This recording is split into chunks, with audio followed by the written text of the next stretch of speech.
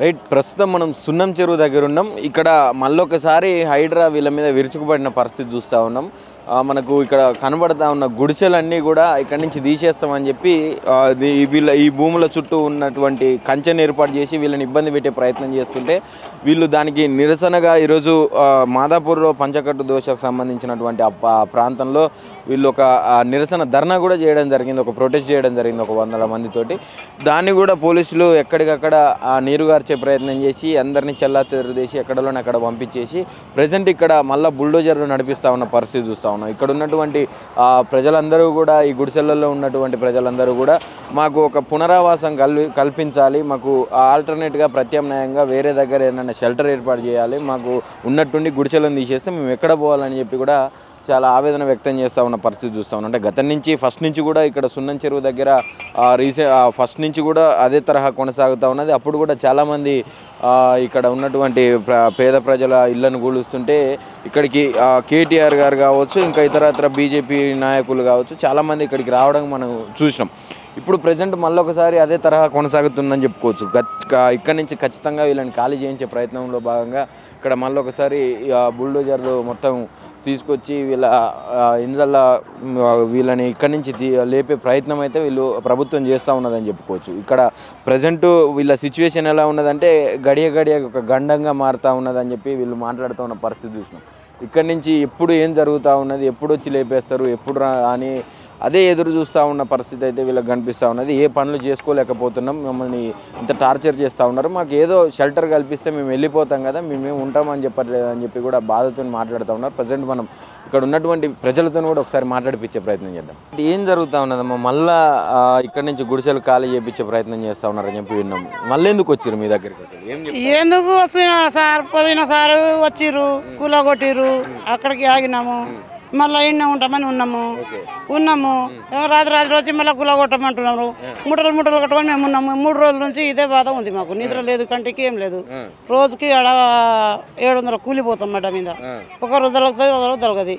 10,000 కిరాయి ఏడు తెచ్చి కట్టాలి సార్. ఉన్నాము 20 సంవత్సరం నుంచి ఇక్కడే, మరి 7 కిలో తెచ్చి డబుల్ బెడ్రూమ్లు ఇస్తాము అది అని చెప్పి చెప్తా ఉన్నారు. మరి ఏం చెప్పలేదు ఇస్తాము, లేకుంటే ఏడన్నా ఇంత స్థలం చూపిస్తాము, ఏదైనా చూపిస్తే వెళ్ళిపోతాం సార్. మాకు ఇబ్బంది ఏమీ లేదు. ఇస్తే అంటే ఇస్తామంటారు కానీ ఇస్తలేరు సార్. ఆడ కూడా పోయినాం, రేవంత్ రెడ్డి ఆఫీస్ కూడా పోయినాం మేము, పోతే కూడా ఆడ మీటింగ్ కూడా పోయినాం మేము. ఇస్తామని అంటారు కానీ ఇస్తలేరు. ఇప్పుడు ఉన్నట్టుండి మిమ్మల్ని ఎల్లగొడితే ఏడుకు పోవాలి సార్? ఉన్నట్టు మాకు ఎలా కొడితే మేము ఇప్పుడు ఏడుకు పోవాలి? మా పరిస్థితి చూసి ఎక్కడో వెళ్ళాలి ఇప్పుడు మేము పిల్లలు, చిన్న పిల్లలు ఉన్నారు, మాకు మన్మరాళ్ళు ఉన్నారు, వాళ్ళకి తీసుకొని ఎక్కడ ఎంతమంది ఉంటారమ్మా మొత్తం ఇక్కడ? చాలా మంది, అందరం ఉంటాం ఇక్కడే, ఉంటాం.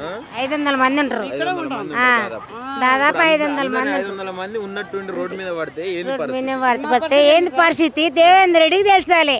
అప్పుడు ఓట్లేసుకుండు అక్క చెల్లని, ఇవాళ మాకు సాయం చేయాలి కదా. సాయం చేయకుండా చెరువు వచ్చింది దెబ్బేస్తే మేము ఏడ వయసు చచ్చిపోవాలి సార్. మేము కంకరాలు కొట్టుకుంటున్నాం, ఏరే పిల్లటోళ్ళు కిరాయి కడుతున్నాం, మాకేం లేదు. మాకు ఇంత ప్రభుత్వంలో ఇల్లు కాకున్నా మాకు 50 గజాలు 60 గజాలు జాగా చూపిస్తే ఆడ గుడిసేసుకుని బతుకుతాం సార్. అంతే చాలు, మాకు ఎక్కువ వద్దు, బంగారం వద్దు. నేను ఎవరిని ఊరికే వదిలేస్తలేను, అందరికి డబుల్ బెడ్రూమ్లు ఇస్తున్నా అని చెప్తలేడు సార్. ఇయ్యలేడు, సంవత్సరం 2 ఏళ్ళు అవుతుంది సార్, ఇయ్యలేడు. నా 3 మనమలు చచ్చిపోయారు, నా మనవరాలు చచ్చిపోయారు, ఈడే సెర్లా నా భర్త చచ్చిపోయిండు. అయినా కూడా 60-70 లక్షలు ఖర్చు పెట్టుకున్నా, ఏం ప్రభుత్వం నాకు న్యాయం చేయలేదు సార్. ఓట్లు వేసుకున్నప్పుడు ఓట్లు వేసినాం. ఏమంటారు మీరు? ప్రభుత్వం ఏమో ఖచ్చితంగా వెళ్ళిపోమని చెప్తా ఉన్నది. ఇక్కడ నుంచి వెళ్ళిపోమంటారు సార్, వెళ్ళిపోమంటున్నారు. ఇక్కడ నుంచి వెళ్ళిపోతాం, ఏదైనా స్థలం చెప్పి లేకపోతే డబుల్ బెడ్రూమ్ లేదు. మాకు కొంచెం జాగా చూపించిన 60 గజాలు 50 గజాలు జాగా చూపించిన ఇల్లు కట్టి నీకు ధైర్యం లేకున్నా గుడిసేసుకొని మేము కూలి చేసుకుంటాం సార్. నమ్మకం లేకనే కదా ఇన్నిసార్లు బాధపడేది. నమ్మకం ఉంటే ఎప్పుడో పేదలకు ఎన్ని రోజుల నుంచి మొదలైంది? నెల నుంచి మొదలైంది. ఏ రామారావు ఉన్నప్పుడు కాలే, ఇట్లా ఇందిరమ్మ ఉన్నప్పుడు కాలేదు, కేసీఆర్ ఉన్నప్పుడు కాలేదు. దేవేంద్ర రెడ్డి వచ్చిండు, అక్క చెల్లి అన్నాడు. దేవేంద్ర రెడ్డి మంచం భూమిలో దొక్కేస్తున్నారు. మరి ఎట్టా బతకాలి మేము? ఎవరిని మంచిగా చూసిండు సార్? పెదాలు ఇంకా నీకు జెండా పట్టుకొని దండ ఎగిరిస్తాం. మా పెదాలు మంచిగా చదివితే జెండా పట్టుకొని దండ ఎగిరిస్తాం. మీదే ఓటు నీకు ఎందుకు వేసినావు? నువ్వు వస్తే మాకు ముందుకు వచ్చి నీకు ఇండ్లు కట్టిస్తాం, అక్కల్లాలా మీకు బస్సు కిరాయిలు ఎక్కడ పెడతాం, మీకు 2000 4000 పింఛన్ చేస్తాను. నువ్వు ఇవన్నీ అంటే గిట మేము ఇవన్నీ ముందుకంటే సరే. మాకు మా అన్న కదా, మేము పోయినాం కుక్కుడుపల్లి నమ్మడి కుక్కుడుపల్లి పోయినాం కుక్కుడుపల్లి మీటింగ్ పోయినాం. ఆ మాట అంటే మేము రేవంత్ అన్న రెడ్డి మాకు అందరికి మాకు పేదలకు న్యాయం చేస్తాడంట కదా అని చెప్పి మా పిల్లల ఓట్లు తల్లల ఓట్లు అందరికి వేస్తా అని చెప్పి ఎవరు కోట వేయకుండా నీకు వేసినాం ఓటు. నీకెందుకంటే మాకు న్యాయం చేస్తామని కోటేసినాం. మాకు న్యాయం కాలేదు, అన్యాయం అయింది కదా. సరే ఎలగొడతాను ఊరికే వచ్చి తోలేండి పోదాం అంతే. మా మీద ధైర్యం ఉన్నోళ్ళకే మళ్ళీ ఇక్కడనేమో అంతమంది వీళ్ళంతా వచ్చి ఇండ్లు తీసే అన్నప్పుడు ఎన్ని నెలల కొద్ది వచ్చి అంటుంటే మేము కాపాడుకొని ఉన్నాం. ఇక్కడ ఇన్ని రోజులు ఈ జాగా మేము కాపాడినాం. ఎవరు ఇంతమంది గిరాలు ఇన్నోళ్ళు ఎవరు పట్ట నాది ఉందని రాలేడు. ఈ రోజు పట్ట నాది ఉందని 100 మంది ముందుకు వస్తారు, 100 మంది వస్తారు. ఈ రోజు వస్తారు, మీరు ప్రతి వీడియో వచ్చినాడు వస్తారు. అదే అటు మళ్ళీ పోలీసులు వచ్చినారు, వీళ్ళు మింట్రోలు వచ్చినప్పుడు మరి ఆ రోజు పట్టాలు మావి ఉన్నాయి. ఎందుకు వస్తారు ఇండ్ల మీదకి? ఎందుకు చేస్తారు? ఎందుకు తీసేయమని అడుగుతారు? మేమున్నాం మమ్మల్ని అడగండి, మేము కిరాయిలు తింటాం మన అడగలేరు ఆ రోజు ఎవరు. మరి ఇప్పుడు రేవంత్ రెడ్డి ఇందిరమ్మ ఇల్లు ఇస్తామని చెప్పిండు. ఇందిరమ్మ రాజ్యం రాగానే అందరికి పక్కా ఇల్లులు కట్టిస్తాం పేదోళ్ళందరికీ అని చెప్పిండు. మరి అవన్నీ ఉత్తమ మాటలేనా? అయితే రేవంత్ రెడ్డి ఇందిరమ్మ ఇండ్లు ఇస్తే దండ వేయము, జెండా ఎగిరిస్తాం. ఇండ్లు కట్టించడం ఇవన్నీ ఉత్తి మాట ఇస్తే మేము ఎందుకు అంటే మాకెందుకు ఈ పేదలో మేము అట్లా మొత్తుకోవాలి? మాకు అవసరం ఏముంది? మేము మేము నీకు కోరుకొని మాకు న్యాయం చేస్తామని నేను గెలిపిస్తే మాకేంది మళ్ళీ ఉన్నోళ్ళకే న్యాయం చేసి ఉన్నోళ్ళకే పట్టాలు ఉన్నాయి, బిల్డింగులు ఉన్నాయి, అన్నీ వాళ్ళకే న్యాయం చేసి వాళ్ళకే గీత గీసిస్తున్నారు. మరి మాకేం గీసిస్తారు? ఆ బాధలో ఉండి తానం చేస్తున్నాము నెల రోజుల నుంచి. మరి ఎట్లా చేస్తారు తానమమ్మ అని చెప్పి అడగలేరు. ఏందమ్మా మరి ఏం తాగుతారు? నీళ్ళు ఏడికెళ్ళి తెచ్చుకుంటారు. ఒక్క బిందె నీళ్ళు పోసిన గారు నీళ్ళు లేకుంటే గిట ఆ చుట్టూ తిరిగి సాయంత్రిక మూలకు మీకు పోయి బోర్ నీళ్ళు అడుకొని ఆ ట్యాంకర్లు ఏ సిగ్గు లేదే, ఏ బుద్ధి లేదే, నీళ్ళకి వస్తారు. నేను పుల్లు ట్యాంకర్లు మేము మొగోళ్ళు ఎన్ని మాటలు అంటే గిట అన్ని మాటలు మేము బాడీ నీళ్ళే తెచ్చుకుంటాం. ఒక్కొక్క బిందె తెచ్చుకొని ఈ రోజు తాను చేస్తాము. ఒక్కరోజు స్నానం చేస్తే 3 రోజులకోసారి స్నానం చేస్తున్నాం. మా పరిస్థితి అట్లా ఉంటే గిట్ట ఇంకా న్యాయం అనిపిస్తలేదా? మేము ఎందుకు గెలిపించినాము? నిన్నే మాకు న్యాయం కావాలని గెలిపించినాం. మా అన్న న్యాయం చేస్తారని గెలిపించుకున్నాం.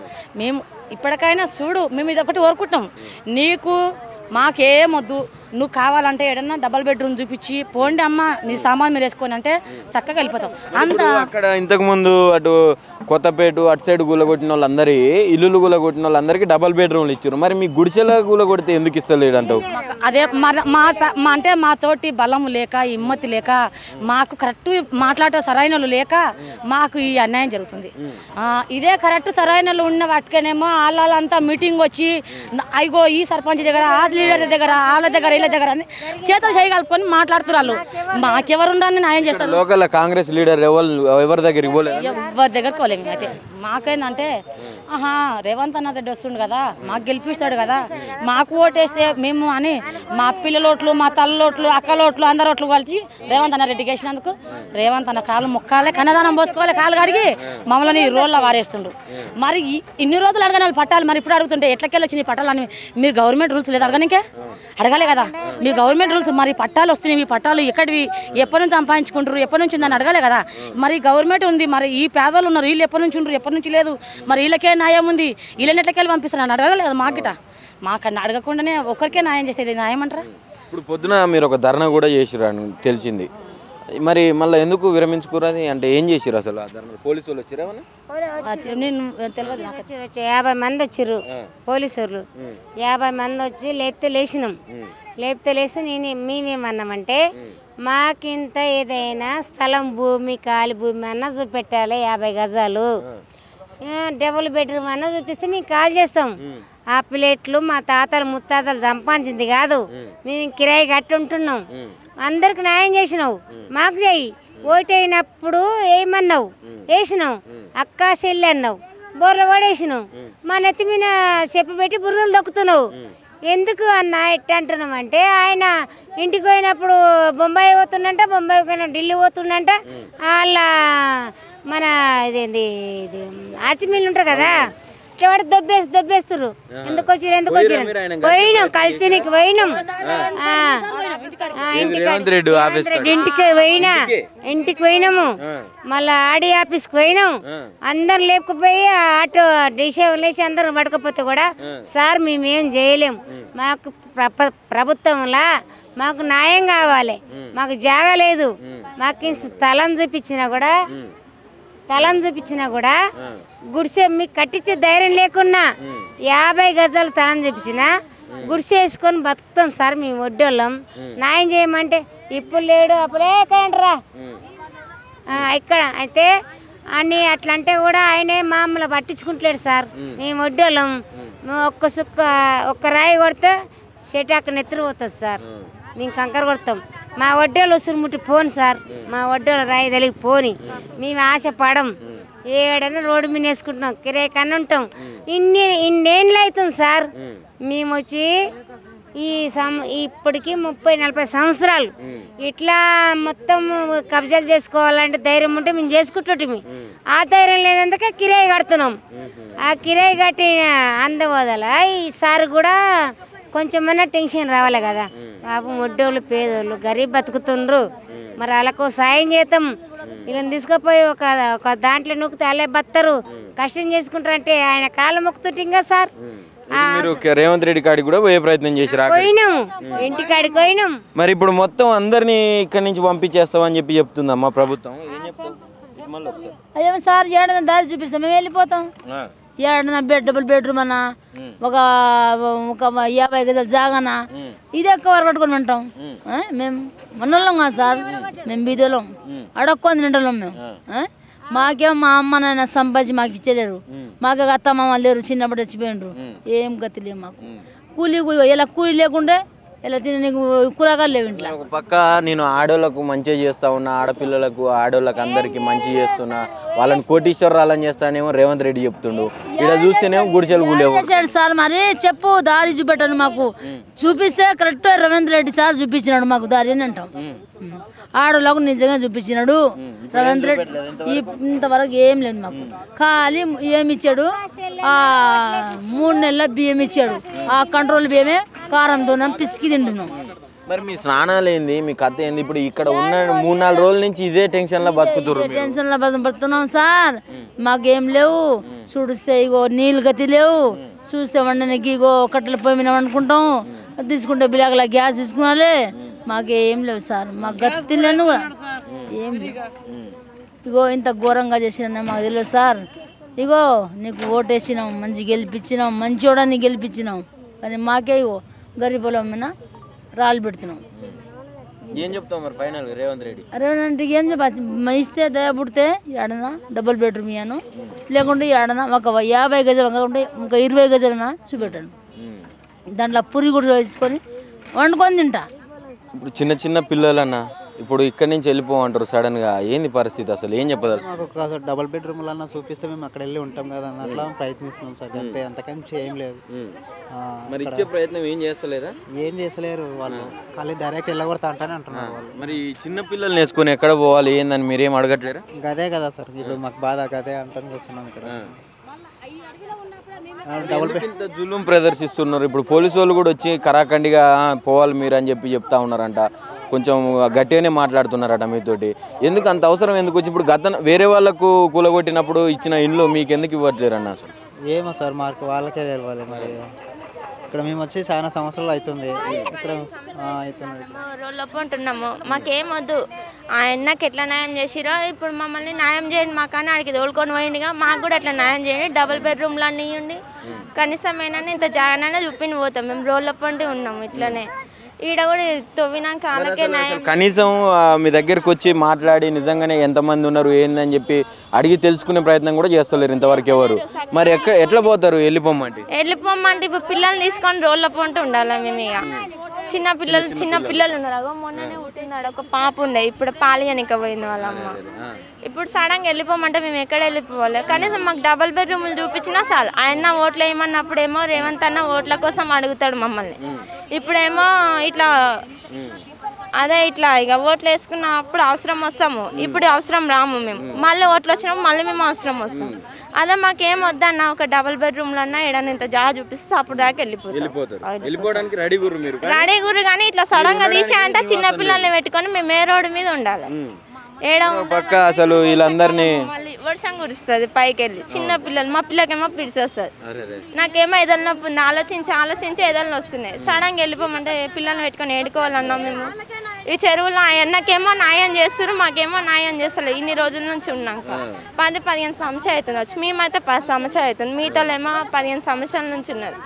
మా పిల్లకేమో పిడిచి వస్తుంది. ఇట్లా సడన్గా వెళ్ళిపోమంటే మేము ఏడికి వెళ్ళిపోవాలి. ఎవరెవరు ఇప్పుడు చిన్న పిల్లలు ఉన్న వాళ్ళు ఉన్నారు, ఇక్కడ ప్రెగ్నెంట్ లేడీస్ ఉన్నారు, అందరు ఉన్నారు. మొన్న డెలివరీ అయిన వాళ్ళు మొన్న 2-3 పిల్లలు చచ్చిపోయారు ఇన్నే ఉట్టి.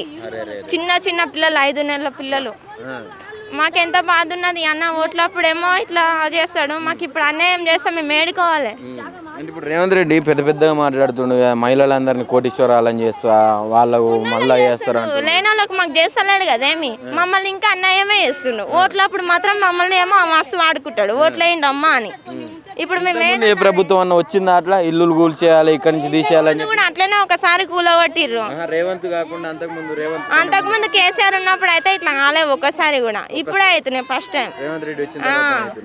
మరి ఏం చెప్తావు రేవంత్ రెడ్డికి? మాకేమొద్దు రేవంత్ అన్న, మాకు ఒక డబుల్ బెడ్రూమ్లో ఇస్తుంది వాళ్ళు, లేదంటే ఒక 20 గజాలు ఒక 50 గజాలు జాగా చూపించిన చిన్న పిల్లగా. మా చెల్లె కూడా కడుపుతోటి ఉంది ఆడ. ప్రెగ్నెంట్ మరి ఇప్పుడు ఉన్న పలంగా బొమ్మంటే పరిస్థితి ఏంది? ఏం చేస్తారు మీరు? ఏం పని చేయగలుగుతారు ఇంకా బయట?